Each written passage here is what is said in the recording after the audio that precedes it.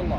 صباح هذا اليوم يوم الأحد المصادف 10/5 وقوع حادث تصادم على طريق الرابط بين أبار خالص وناحية الأمان.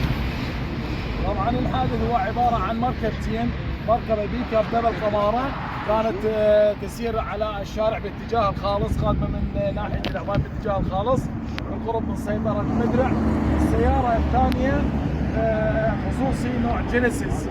ابو السياره طبعا التقصير هو اللي يتحمل التقصير بالحادث، لان كان يسوق بسرعه شديده وعدم ترك مسافه الامان، مما ادى الى صدم المركبه التي كانت تسير امامه من الخلف، اصطدام قوي مما ادى الى نزولها عن الشارع العام وانقلابها، وكذلك نزول المركبه هذه هي الخصوص الجينيسيس. عن نتاج الحادث الاضرار البشريه هي وفاة مع الأسف سائق البيكام الدبل قمارة وثلاث جرحى اللي كانوا يستغلون السيارة الخصوصي جينيسيس، حالتهم مستقرة نقلوا إلى المستشفى.